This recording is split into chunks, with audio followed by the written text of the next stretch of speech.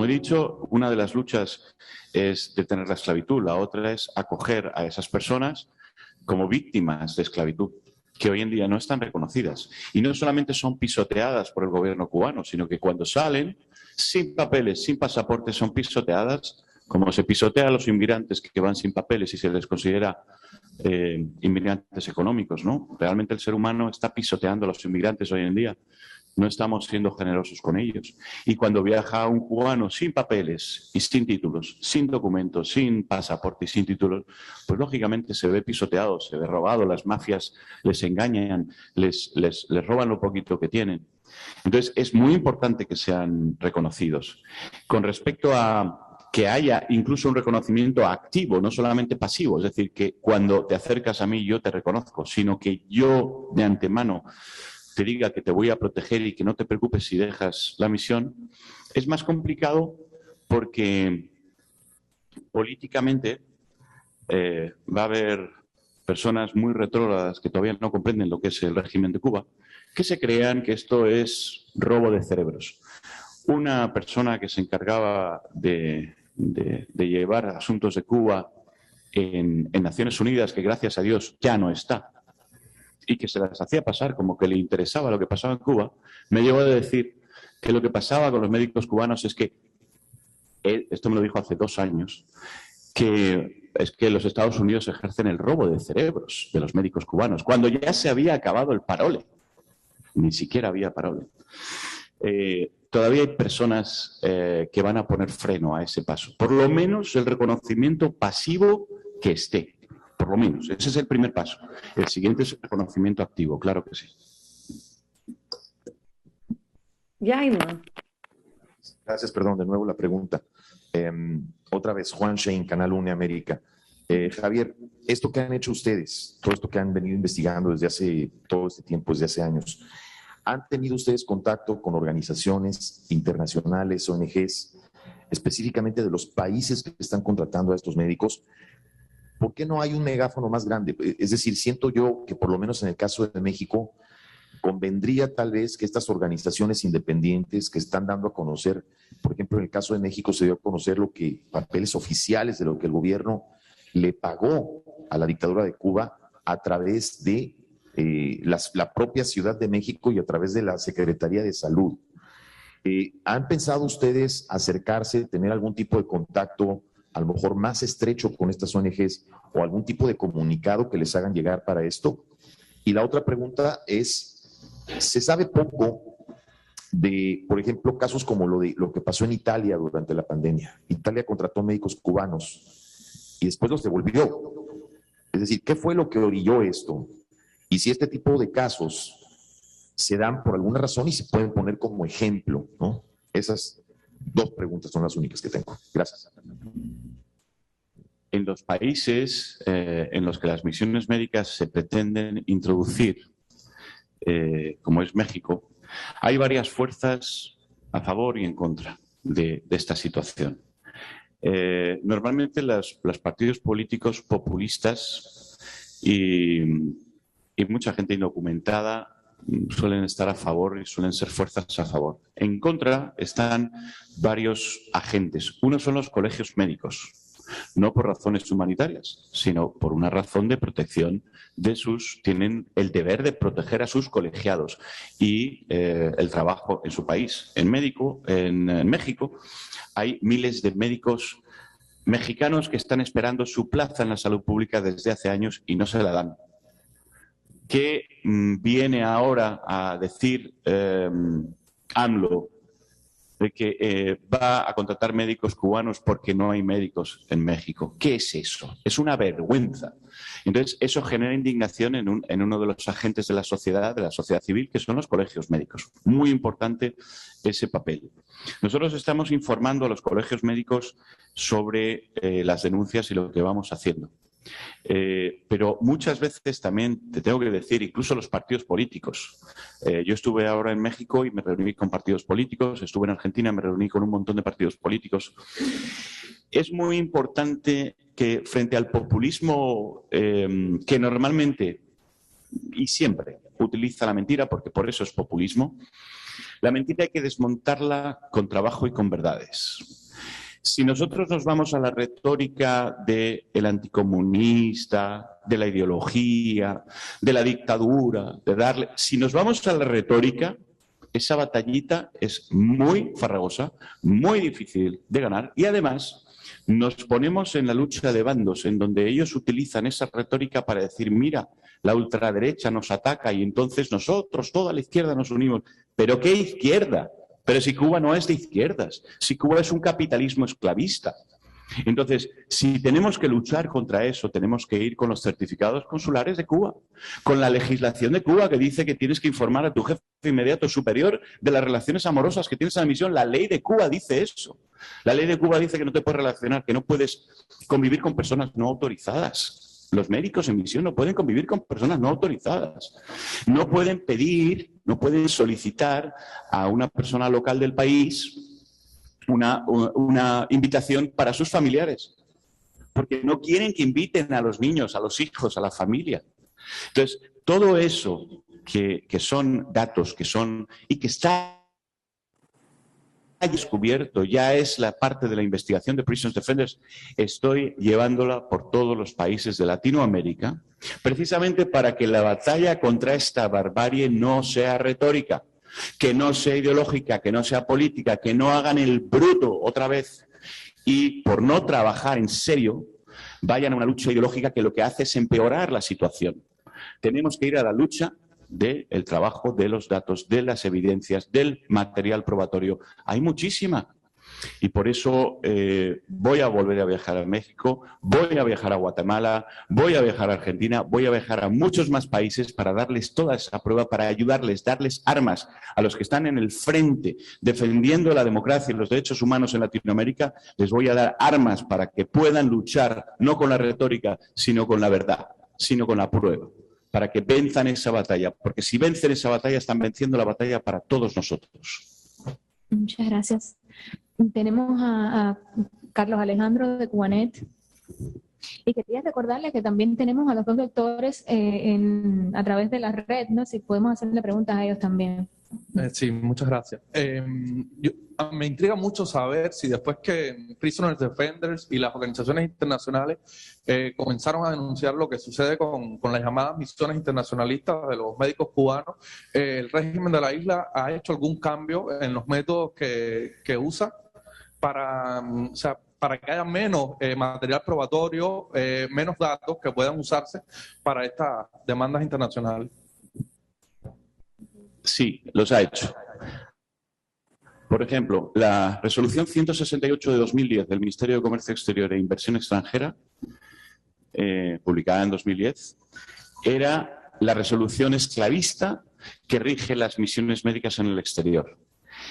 Tras la denuncia de Naciones Unidas, en 2020, el 26 de octubre, se aprobó una nueva legislación que derogaba la resolución 168, que es la resolución 368 de 26 de octubre. Esta resolución tenía que haber sido publicada en el boletín, en la Gaceta Oficial de la República de Cuba. Incluso los medios de prensa dijeron que se publicó. Falso, jamás se publicó. Sin embargo, tenemos ya numerosos expedientes sancionadores donde la resolución que se utiliza es la 368. Hemos obtenido la resolución 368, es decir, el gobierno cubano ha cambiado la legislación, la resolución que rige las misiones, para poderle decir a los estados, no, la 168 no existe, está derogada. Ahora la que hay vigente es otra, que no tiene nada que ver. Bueno, pues es la misma. El texto es idéntico, la 168 y la 368. Pero claro, ya no tienen mucho que hacer, porque ahora tenemos contacto con más de 1.200 médicos. Yo tengo contacto personal, mi equipo, los abogados, los 10 abogados que trabajan en Prisoners Defenders, tienen contacto personal directo con más de 1.000 médicos cubanos, que cuando pasa algo nos enteramos a veces antes que el propio gobierno cubano. Así que lo llevan bastante crudo en ese sentido. Y por otro lado han cambiado el Código Penal Y entonces ya no es el artículo 135 del Código Penal, para ellos era muy bueno eso de cambiar, como está en todas partes el artículo 135 de la esclavitud, la pena de 8 años de prisión, ahora está en el 173, 176, lo he puesto ahí. Bueno, también siguen tratando de cambiar el envoltorio para que el veneno siga estando en la misma caja. De manera que sí lo están haciendo, pero les va a servir de muy poquito, porque vamos a perseguirles hasta el fin del mundo.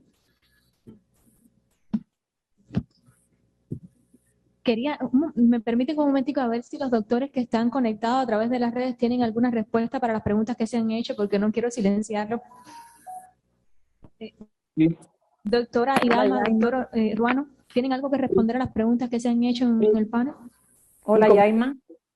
Con mucho gusto. No sé si me están escuchando. Sí. Yo también tengo que alegar. Ruano está dando, ¿no? Bueno. Entonces, vamos a proceder. Mientras tanto, déjeme agregar que cuando Javier se enteró que existía El gremio. La resolución 368, nos dimos a la tarea o sea, empezamos a hacer una tarea de policías buscando aquello y comenzamos una labor de investigación. Llamamos a todos los gremistas del mundo y aparecieron varios de ellos donde en su contrato en menos de 3 horas ya teníamos la resolución 368 que se la pasamos para allá. O sea que sí, realmente la tienen difícil.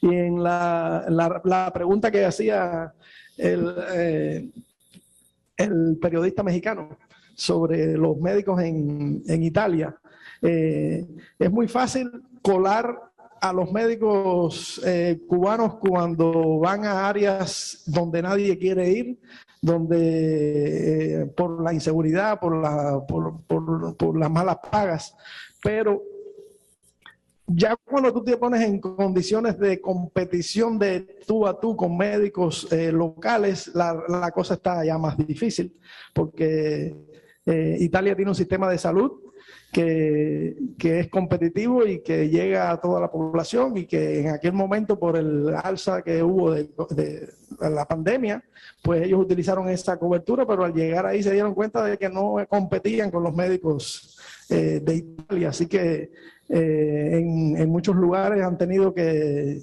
derogar la misión porque se han dado cuenta de que no están a la altura que requiere esa población. Es muy fácil llevar a un médico a un área rural, pero ya cuando se trata de competir por una posición salarial con médicos del país, ya y ahí la cosa se pone un poco más difícil. En Andorra, producción de capilleros. Hola, Yaima. Si quieren, usted tenía la palabra, sí. No, solamente insistir, Javier, en lo que decían los tribunales locales. Si estáis haciendo, pensáis hacer también denuncia de los gobiernos que contratan esas misiones cubanas ante los tribunales locales e internacionales, denunciando también esa trata, esa esclavitud. Sí, vamos a ver, nosotros estamos en la Corte Penal Internacional con un caso iniciado y en trámite. Estamos en Naciones Unidas en procedimiento en varias relatorías donde estamos tramitando toda esta denuncia. Es mucho menos costoso y es alcanzable cuando se trata con un mecanismo global que tiene un mecanismo único y con mecanismos de denuncia que son más o menos sencillos, como los de Naciones Unidas o la Corte Penal Internacional.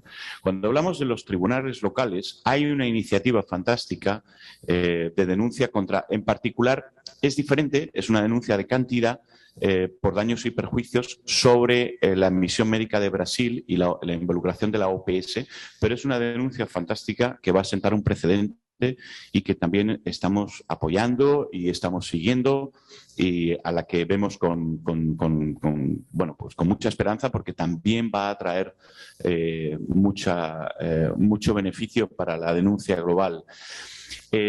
La necesidad de denunciar en los tribunales locales es algo muchísimo más costoso, más específico, requiere profesionales de la abogacía de cada país para adaptarlo a cada legislación y, lógicamente, tenemos que ir en esta batalla con los escasísimos recursos con los que contamos, tenemos que ir, lógicamente, moviéndonos en consonancia con ellos, ¿no? Pero quizás os podíais apoyar en los propios colegios médicos, o sea, que los que denunciaran con vuestra ayuda, con vuestro apoyo, por supuesto, vuestra asesoría, los propios colegios médicos. Sí, pero también también es muy importante esto. En la lucha esta se está muchas veces, mi primer objetivo es que se deje la retórica, el lenguaje ideológico y la retórica. No sirve para nada. Lo único que sirve, los agentes de la seguridad del Estado infiltrados en la disidencia, en la oposición, en Miami, en Europa, lo que fomentan es el anticomunismo exacerbado, porque eso genera polarización y la polarización es la que quiere el régimen. Normalmente los opositores reales suelen ser más conscientes en su lenguaje, suelen ser más medidos, van al trabajo, van al asunto. Y los que emplean el lenguaje exacerbadamente anticomunista, incluso con palabras de hay que invadir, mayor bloqueo, no sé qué, muchas veces se confunden entre los verdaderos opositores exacerbados y seguridad del Estado que se infiltra para lanzar esos mensajes, ¿no? Entonces, mi primer objetivo es que el lenguaje deje de ser retórico y que esos colegios médicos tengan fundamentos para hacerlo. Pero conseguir que después de ese paso inicien acciones legales y que se le den la importancia como para iniciar acciones legales, con lo que eso conlleva inversión, tiempo, las acciones legales son de años, etcétera, etcétera, bueno, pues es un siguiente paso. Pero digamos que tenemos que ir, en todo este recorrido, tenemos que ir con la modestia que tenemos y la falta de fondos de la CIA, porque claro, Cuba dice que nos financia la CIA, pero ya quisiéramos que nos financiara la CIA, porque entonces sí iríamos a todos los tribunales locales del mundo. Pero no nos financia la CIA, así que tenemos que ir modestamente con las aportaciones de nuestros patronos y muchas veces de su bolsillo en lo que podemos, ¿no? Creo que tenemos tiempo para una última pregunta. Vi que llegó Juan, gracias por llegar. Y quería volver a mencionarles firmar la carta. Es una invitación a toda la sociedad civil y es para denunciar precisamente esta tortura, esta aberración que están haciendo el régimen contra más de 5.000 niños. Volvemos a eso. No sé si quisiera hacer de nuevo la invitación. Javier, le doy la palabra para que termine esta conferencia. Muchísimas gracias por haber asistido. Si tienen una última pregunta muy breve, me están levantando la mano. Ok, perfecto. Vamos a la doctora Yaima. Hola, buenas. Yaima, ¿me escuchan? Perfectamente, doctora, perfectamente. Sí, solo quería acotar, a raíz de la pregunta del periodista que se relacionó al Cuban Medical Professional Parole, y es que nosotros sabemos y estamos conscientes que una de las principales entradas de dinero a la dictadura cubana es a través de los dineros de los cooperantes. Entonces, realmente, esta sería una gran estocada a la dictadura, porque por este medio, si se reabre el Cuban Medical Professional Parole, dejarán de recibir grandes entradas de millones de dólares. Y más hoy, cuando vemos que distintas democracias del mundo le están dando el oxígeno a la dictadura, pues precisamente esta es la respuesta al periodista. Sería una estocada final a la dictadura. Doctora. Sí. No sé si terminó la intervención porque aquí la perdimos. Sí, ya terminé. Bueno, muchísimas gracias. Voy a darle la palabra a Javier para que cierre el evento. Muchísimas gracias. Muchísimas gracias a todos. Muchísimas gracias a las personas que nos han ayudado a hacer esta conferencia, a Outreach Aid to the Americas, que es la artífice de lo que estamos viviendo hoy, porque realmente ellos han organizado todo. A Teo Babún, a Sumaya Dávila, a Yaima Pardo y a tantas personas que han ayudado en que esto ocurra, a Gremio Médico Cubano Libre, que estáis haciendo una labor fantástica de unir, la unión hace la fuerza. No necesitamos mártires, siempre lo digo, vosotros me oís decirlo mucho, no necesitamos mártires ni héroes. Ni aquí se exige que las víctimas se la jueguen más que los que muchas veces en el exilio no se la juegan o no se la jugaron en su día y salieron de Cuba. No se piden mártires ni víctimas, pero sí unión. Nosotros hemos conseguido denunciar en anonimato 1.111 testimonios.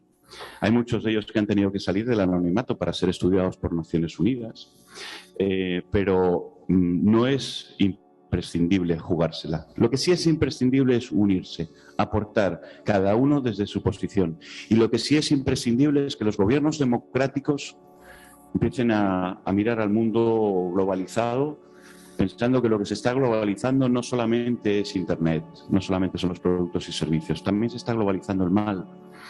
También se está traspasando y estamos viendo el resultado del apalancamiento enfermizo por hacer negocios con dictaduras, como ha pasado con Putin y Ucrania, que ahora las sanciones de la Unión Europea a Putin están haciendo igual daño a la Unión Europea que a la economía rusa. De manera que no podemos apalancarnos, tenemos que defender la libertad de los derechos humanos, y esta carta que hemos pedido firmar y que pedimos que todas las organizaciones, sin excepción, latinoamericanas, médicas, las organizaciones sociales de derechos humanos, organizaciones internacionales de derechos humanos, médicos cubanos, no médicos cubanos, exiliados, personas, ciudadanos, la firmen, porque tenemos que conseguir que el mundo pare esta esclavitud. Es, además, como decía Hidalma, la primera fuente de financiación de la dictadura y la tiranía más execrable que tiene el hemisferio occidental, que se llama Cuba, y que está tratando, además, como todos sabemos, de implantar el mismo sistema en más países, como ya ha hecho en Venezuela y como ya ha hecho en Nicaragua. Detrás están en sus objetivos Brasil, México, Chile, Colombia. Tenemos que ayudar a los defensores de derechos humanos, a los políticos que defienden la democracia en esos países, para que tengan armas y luchen contra esto, y además desarticular los ingresos por dinero esclavo, que son la primera fuente de financiación de este eje del mal, que es la dictadura cubana. Así que tenemos que unirnos, tenemos que dar el paso y tenemos que hacerlo ya. Si no, se nos puede ir de las manos mañana la libertad en Latinoamérica. Es así, estamos jugando en una globalización que tanto traspasa el bien, los productos y servicios y la tecnología, como el mal, la tiranía y la unión de los viles que están esclavizando, en este caso, a los médicos cubanos. Muchas gracias por estar aquí.